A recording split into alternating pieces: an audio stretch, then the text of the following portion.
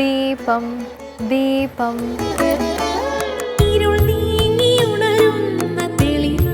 ഏവർക്കും സന്ധ്യാദീപത്തിലേക്ക് സ്വാഗതം.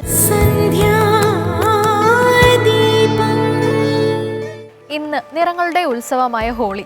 ഭാരതത്തിൻ്റെ തെക്കൻ സംസ്ഥാനങ്ങളിൽ ഈ ഉത്സവം ആഘോഷിക്കപ്പെടുന്നില്ല എങ്കിലും വടക്കോട്ട് ഇത് വസന്തത്തിൻ്റെ ഉത്സവമാണ്.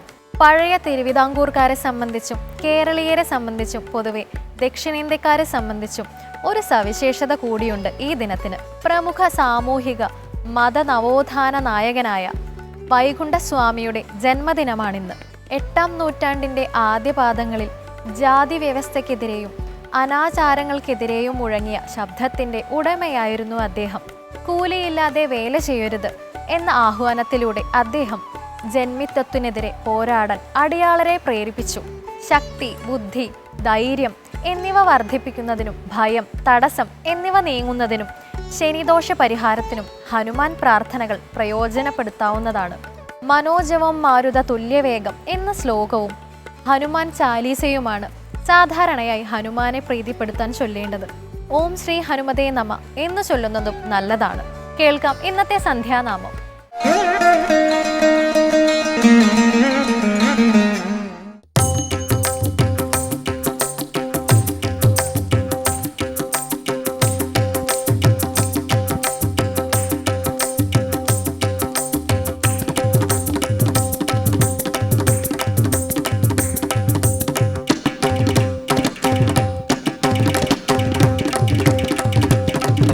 ചെമ്പയ്ക്കുനാദം നിലച്ചപ്പോൾ തന്റെ ശംഖം കൊടുത്തവനേ,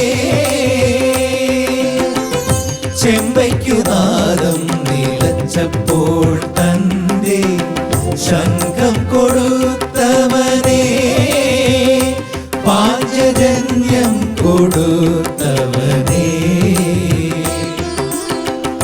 നിന്റെ ഏകാദശി പുലരിയിൽ ഗുരുവായൂർ സംഗീത പാൽക്കടലല്ലോ, എന്നും സംഗീത പാൽക്കടലല്ലോ. ചെമ്പയ്ക്കുനാദം നിലച്ചപ്പോൾ തന്റെ ശംഖം കൊടുത്തവനേ,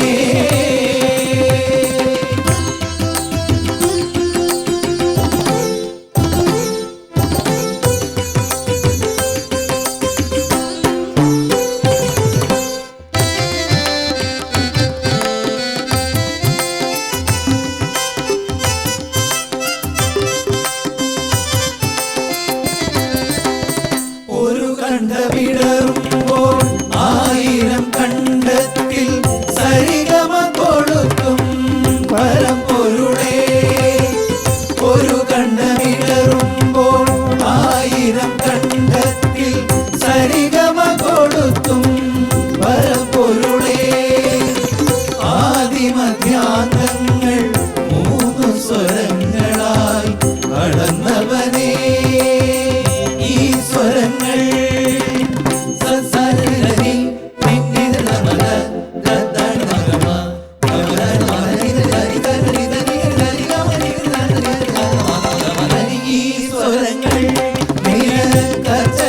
പുഷ്പങ്ങൾ സ്വീകരിച്ചാലും ഹരേ കൃഷ്ണ.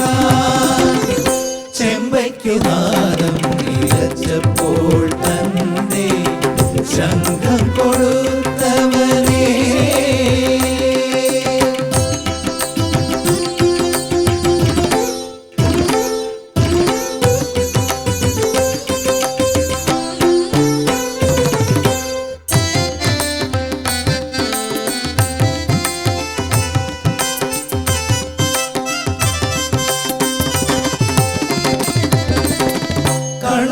കളഭച്ചതണിക്കാൻ ഉദയാസ്തമയങ്ങൾ ചുളി കഴിഞ്ഞീറൻ അണിയുമ്പോൾ, കളഭച്ചതണിക്കാൻ ഉദയാസ്തമയങ്ങൾ കുളി കഴിഞ്ഞീറൻ അണിയുമ്പോൾ, ആയുരാരോഗ്യ സൗഖ്യം പകരും വിഷ്ണു നാരായണ ഹരേ നാരായണ, ആനന്ദ ബാഷ്പങ്ങൾ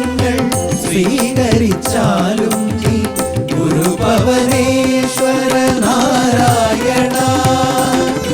ചെമ്പയ്ക്കു നാദം നിലച്ചപ്പോൾ തന്റെ ശംഖം കൊടുത്തവനേ, പാഞ്ചജന്യം കൊടുത്തവനേ, നിന്റെ ഏകാദശി പുലരിയിൽ ഗുരുവായൂർ സംഗീത പാൽക്കടലല്ലോ, എന്നും സംഗീത പാൽക്കടലല്ലോ. ചെമ്പയ്ക്കു നാദം നിലച്ചപ്പോൾ തന്റെ ശംഖം കൊടുത്തവനേ.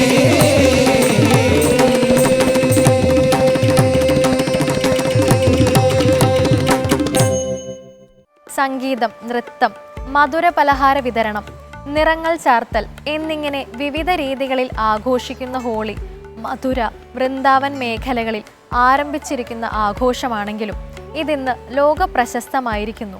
ഇന്ന് ഹോളിയുടെ വിശേഷങ്ങളാണ് കഥയമമ്മയിൽ വിശദീകരിക്കുന്നത്. എല്ലാവർക്കും ഹൃദയം നിറഞ്ഞ നമസ്കാരം. കഥയമമ്മയുടെ ഇന്നത്തെ അധ്യായത്തിലേക്ക് എല്ലാവർക്കും ഹാർദമായ സ്വാഗതം. ഇന്ന് ഹോളിയാണ്.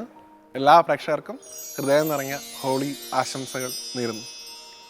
എന്താണ് ഹോളി എന്നാണ് കഥയമമ്മയുടെ ഇന്നത്തെ അധ്യായത്തിൽ നമ്മൾ പരിശോധിക്കാൻ പോകുന്നത്.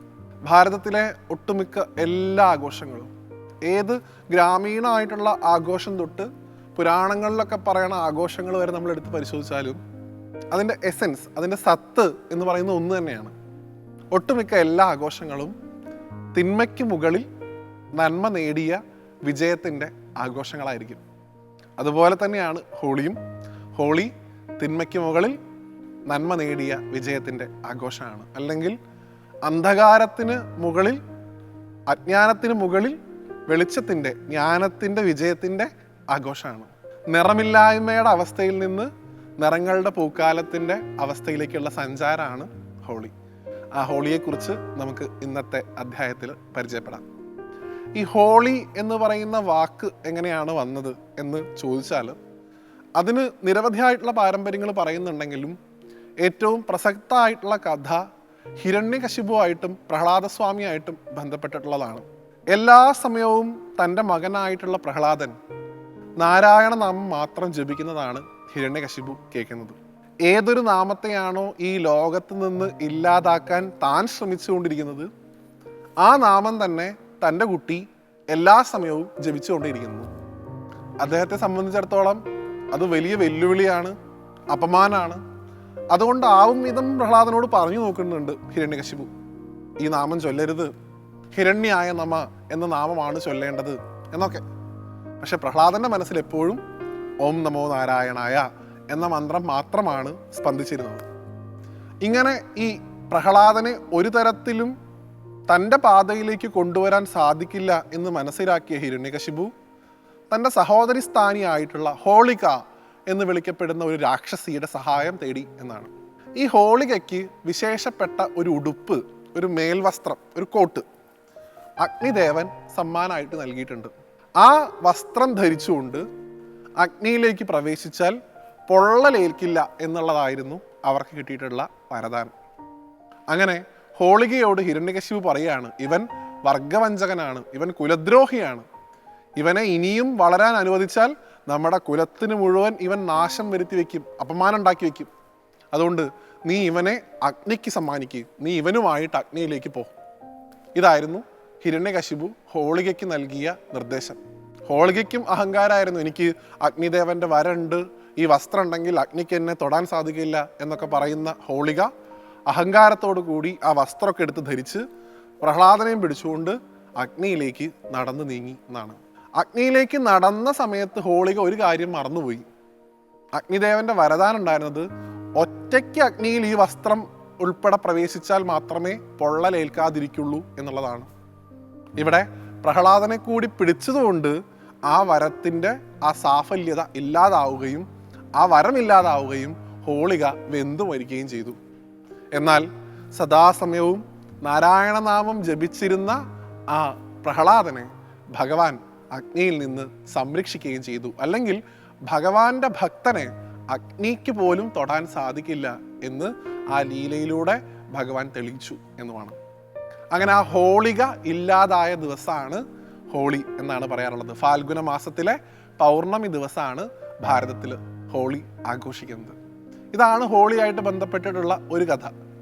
രണ്ടാമത്തെ ഒരു കഥ ഭഗവാൻ കൃഷ്ണൻ്റെയും രാധയുടെയും പ്രണയത്തിൻ്റെ, അവരുടെ നിറങ്ങളുടെ ആഘോഷത്തിൻ്റെയൊക്കെയാണ്. അതുകൊണ്ട് തന്നെ മധുരയിൽ, ഭർസാനയിലൊക്കെ വലിയ ആഘോഷമാണ് ഹോളി സമയത്ത് ഉണ്ടാവാറുള്ളത്. അങ്ങനെ കൃഷ്ണ-രാധാ പ്രേമത്തിൻ്റെ ഒരു അടയാളമായിട്ടും ഭാരതത്തിൽ ഹോളി ആഘോഷിക്കാറുണ്ട്. 3 നിറങ്ങളുടെ, പൂക്കളുടെ ഒക്കെ ഉത്സവമായിട്ടാണല്ലോ പൊതുവിൽ ഹോളിയെ നമ്മൾ കൊണ്ടാടാറുള്ളത്. ഈ നിറങ്ങളുടെയും പൂക്കളുടെയൊക്കെ ദേവനായിട്ട് നമുക്കൊരു ഈശ്വരനുണ്ട്. അദ്ദേഹത്തെയാണ് കാമദേവൻ എന്ന് വിളിക്കുക.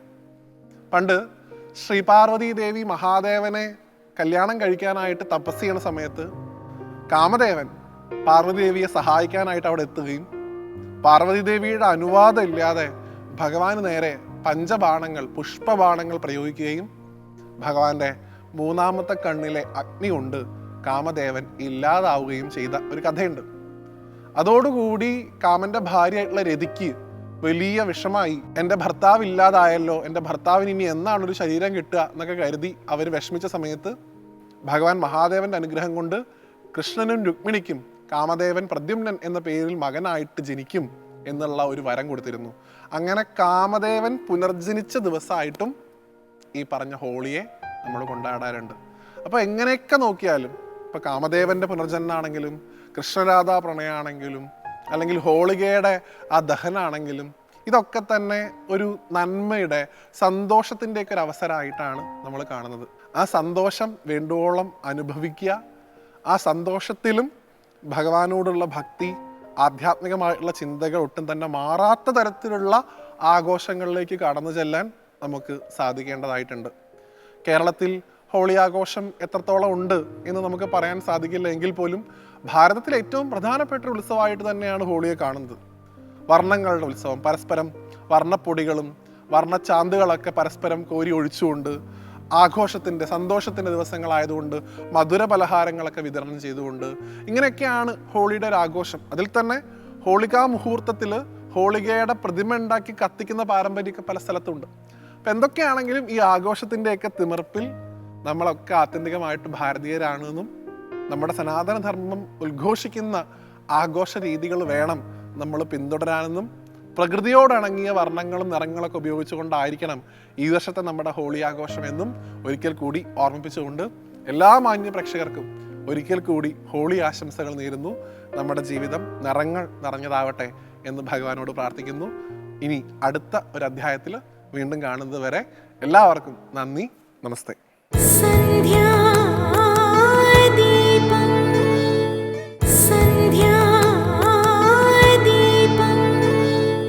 പ്രാർത്ഥിക്കുന്നവർക്ക് എന്തും സാധിച്ചു കൊടുക്കുന്ന ദേവനാണ് ശിവൻ. ക്ഷിപ്രപ്രസാദിയും എന്നാൽ ക്ഷിപ്രകോപിയുമാണ് ശിവൻ. തിങ്കളാഴ്ച വ്രതവും പ്രദോഷവുമെല്ലാം ശിവനെ പ്രീതിപ്പെടുത്താൻ ഉത്തമമാണ്. ഇനി ഇന്നത്തെ ദീപാരാധന കാഴ്ചയ്ക്കായി ക്ഷേത്രാങ്കണത്തിലേക്ക് പോകാം.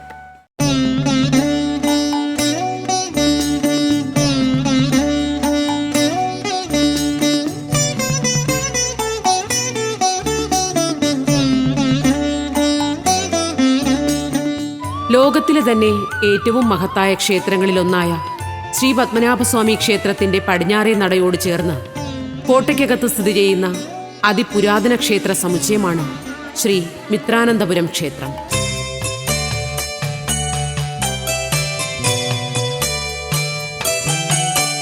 സൃഷ്ടിസ്ഥിതി സംഹാരനാഥന്മാരുടെ സംഗമഭൂമിയാണിവിടം. ബ്രഹ്മവിഷ്ണു മഹേശ്വരന്മാരുടെ ദർശന സൗഭാഗ്യം ഒന്നിച്ച് ഒരു ഭൂമിയിൽ നിന്ന് കിട്ടുക എന്നതും അപൂർവമായ പുണ്യം തന്നെയാണ്. അതുകൊണ്ട് തന്നെയാണ് ശ്രീ മിത്രാനന്തപുരം ക്ഷേത്രത്തെക്കുറിച്ച് അറിഞ്ഞ് ഇവിടെ എത്തുന്ന ഏതൊരു ഭക്തനും ആദ്യ ദർശനവേളയിൽ തന്നെ ആനന്ദമയമാകുന്ന ആത്മബോധത്തിൽ നിന്നും അനുഭവിച്ചറിയുന്ന പുണ്യോത്സവങ്ങളുടെ ഈ പ്രദക്ഷിണ വഴികളിൽ നിന്നും അത്ര പെട്ടെന്നൊന്നും തിരികെ പോകാൻ കഴിയാത്തതും. അത്രയ്ക്കും അനിർവചനീയമായ ആനന്ദാനുഭൂതി തന്നെയാണ് ശ്രീ മിത്രാനന്തപുരം ക്ഷേത്ര ദർശനം നമുക്ക് നൽകുന്നത്.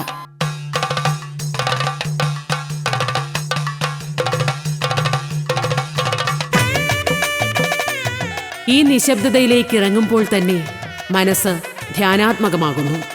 സൃഷ്ടിയുടെ നാഥനായ ബ്രഹ്മക്ഷേത്രത്തിലേക്ക് തന്നെയാണ് ആദ്യ ദർശനയാത്ര. ചുറ്റമ്പലത്തിൽ നിന്നും നാലമ്പലത്തിലേക്ക് കടക്കുമ്പോൾ തന്നെ പ്രാണനിൽ ഭഗവാന്റെ സ്പന്ദനം നിറയുകയായി. പ്രപഞ്ചത്തിലെ സർവ്വസൃഷ്ടിക്കും നാഥനായ ഭഗവാന് മുന്നിലേക്ക് ചെല്ലുമ്പോൾ നമുക്ക് അനുഭവപ്പെടുന്നത് വഴിതെറ്റി അലഞ്ഞ പൈതൽ ഒടുവിൽ സ്വന്തം അച്ഛൻ്റെ മുന്നിലെത്തുമ്പോൾ കിട്ടുന്ന ഭയാശങ്കകളില്ലാത്ത ആശ്വാസം തന്നെയാണ്. ജന്മജന്മാന്തരങ്ങളിലായി നമ്മിലൂടെ സഞ്ചരിച്ചു കൊണ്ടിരിക്കുന്ന ആത്മാവ് ഭഗവത് ചൈതന്യത്തെ തിരിച്ചറിഞ്ഞ് സൃഷ്ടികർത്താവിനു മുന്നിൽ ആത്മപ്രദക്ഷിണം നടത്തുകയായി.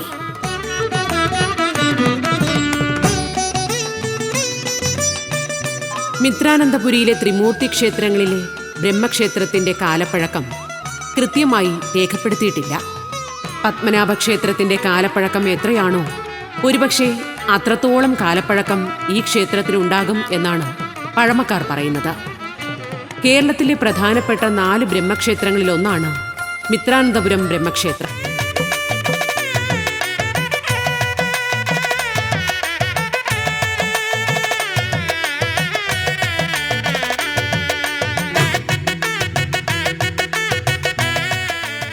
നാലമ്പലത്തിനുള്ളിൽ നിരവധി കൽത്തൂണുകളാണ്.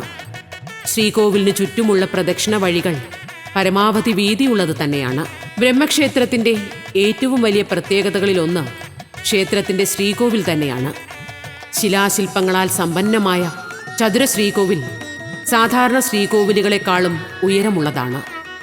ശ്രീകോവിലിന് മുകളിൽ തട്ടുതട്ടായി തിരിച്ച് ശിലാചരിതങ്ങൾ കൊത്തിവെച്ചിട്ടുണ്ട്. ബ്രഹ്മക്ഷേത്രത്തിനോട് ചേർന്ന് തന്നെ വളരെ ചെറിയൊരു ശ്രീകോവിലിൽ ഗണപതി വിഗ്രഹമുണ്ട്. ഇവിടുത്തെ ഗണപതി ഭഗവാനെ ഉച്ഛിഷ്ട ഗണപതി എന്നാണ് പറയുന്നത്. ഇവിടുത്തെ ഗണപതി ഭഗവാനെ ദർശിക്കാൻ നിരവധി ഭക്തജനങ്ങളാണ് എത്തുന്നത്. പ്രധാന പ്രതിഷ്ഠയായ ബ്രഹ്മദേവനോളം പ്രാധാന്യം നൽകിയാണ് ഇവിടെ ഉച്ഛിഷ്ട ഗണപതിക്കും പൂജകൾ നടത്തുന്നത്. നാലമ്പലത്തിന് പുറത്തായി നിൽക്കുന്ന വലിയ ആൽമരച്ചുവട്ടിൽ നാഗദൈവങ്ങളെയും വച്ചാരാധിക്കുന്നുണ്ട്. ബ്രഹ്മക്ഷേത്രത്തിലെ മഹാദർശനത്തിലൂടെ സൃഷ്ടിദേവനുമായി ആത്മാവ് സംഗമിച്ചു കഴിയുമ്പോൾ ഇനി സ്ഥിതിയുടെ നാഥനായ വിഷ്ണു ഭഗവാന്റെ തിരുസന്നിധിയിലേക്ക് നടക്കാം. മിത്രാനന്തപുരം ക്ഷേത്രങ്ങളിലെ ചുറ്റമ്പലത്തിന് മുന്നിലെ കാഴ്ചകൾ നാലമ്പലത്തിനുള്ളിലെ കാഴ്ചകൾ പോലെ ആകർഷകമല്ലെങ്കിലും സാധാരണ ക്ഷേത്രങ്ങളിൽ നിന്നും വ്യത്യസ്തമായ ചുറ്റമ്പലം തന്നെയാണ് 3 ക്ഷേത്രങ്ങളുടേതും. വിഷ്ണു ക്ഷേത്രത്തിന്റെ നാലമ്പലത്തിനുള്ളിലേക്ക് കടക്കുമ്പോൾ നമസ്കാര മണ്ഡപത്തിൽ ഭഗവാനെ നോക്കിയിരിക്കുന്ന ഗരുഡ ഭഗവാനെ കാണാം.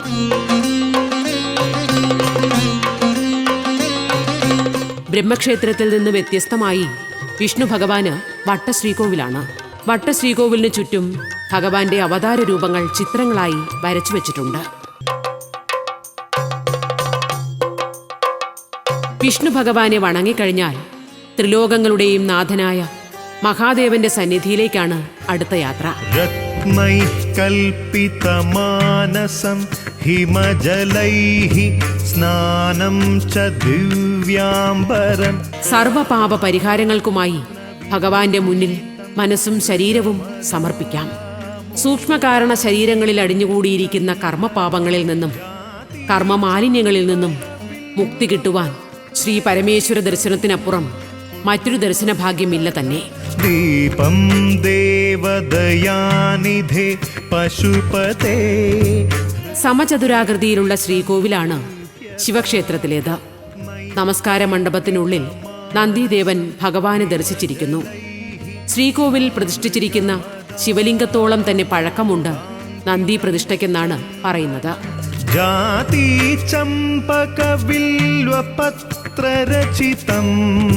അതിപുരാതനമായ ശ്രീകോവിൽ ചുറ്റിവരുമ്പോൾ ഒരു വശത്തായി ഭിത്തിയിൽ മനോഹരമായ ഗണപതി ഭഗവാന്റെ ഒരു ചുമർ ചിത്രം കാണാം. പണ്ടൊരിക്കൽ സൂര്യഭഗവാനെ പ്രീതിപ്പെടുത്തുവാൻ വേണ്ടി ബ്രഹ്മവിഷ്ണു മഹേശ്വരന്മാരുടെ സാന്നിധ്യത്തോടെ തന്നെ ഇവിടെ ഒരു മഹായാഗം നടന്നിരുന്നുവെന്ന് ക്ഷേത്ര ചരിത്രം പറയുന്നു. യാഗത്തിൽ സൂര്യഭഗവാൻ സന്തുഷ്ടനാകുകയും ചെയ്തു.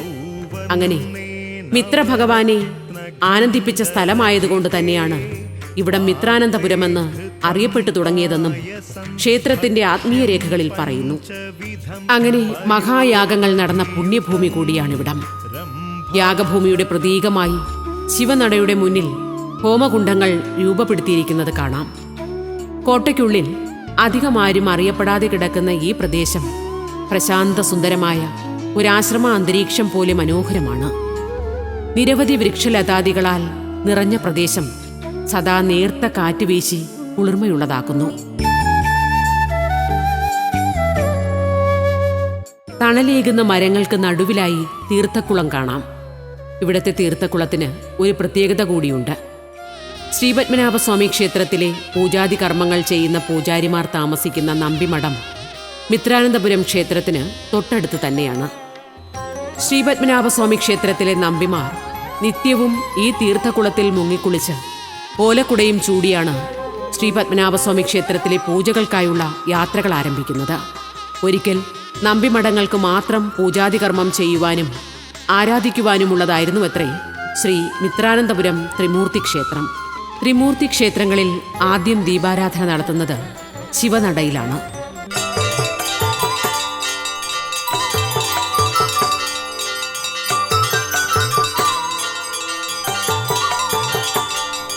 ഈ ഒരു നിമിഷം തിരിച്ചറിയിപ്പിക്കുന്ന ആനന്ദവേളകൾ തന്നെയാണ് ഭഗവാന് മുന്നിലേക്കുള്ള ആനന്ദയാത്രകൾക്കായി നമ്മിലെ ആത്മാവ് നമ്മെ നിരന്തരം മോഹിപ്പിക്കുന്നതും.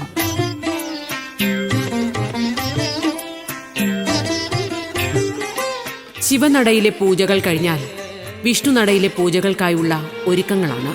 ശ്രീകോവിലിനുള്ളിലെ ഓരോ ദീപങ്ങളിലും ഭഗവാന്റെ പുഞ്ചിരി നിറഞ്ഞു നിൽക്കുന്നത് പോലെ ശംഖചക്ര ഗദപത്മധാരിയായ ഭഗവാനിൽ നിന്നുള്ള പ്രകാശധാര പാപങ്ങളുടെ ഇരുളുകളിൽ നിന്നും പുണ്യങ്ങളുടെ പ്രകാശ വഴികളിലേക്ക് തന്നെയാണ് നമ്മെ നയിക്കുന്നതും. ബ്രഹ്മാവ് യോഗനിദ്രാഭാവത്തിലിരിക്കുന്നത് കൊണ്ട് ബ്രഹ്മക്ഷേത്രത്തിൽ ദീപാരാധന നടത്താറില്ല.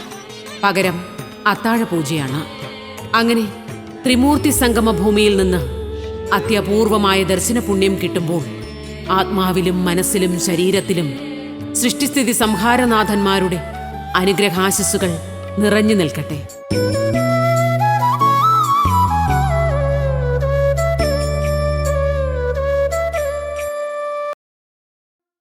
ഗുരുവായി വരിക്കേണ്ടത് ആരെ എന്ന ഉദ്ധവന്റെ സംശയത്തിന് ഒരു അവധൂതന്റെ കഥയിലൂടെ പ്രകൃതിയിലെ എല്ലാ ഘടകങ്ങളെയും ഗുരുവായി സ്വീകരിക്കാമെന്ന് തെളിയിക്കുകയാണ് കൃഷ്ണൻ. അതിൽ അവധൂതൻ തേനീച്ചയെ ഗുരുവായി വരിച്ച കഥ പറയുന്നു. തേനീച്ച യാതൊരു മടിയുമില്ലാതെ നിരന്തരം പരിശ്രമിച്ചുകൊണ്ടേയിരിക്കുന്നു. പലതരം പൂക്കളിൽ നിന്നും തേൻ ശേഖരിച്ച് സംഭരിക്കുന്നു.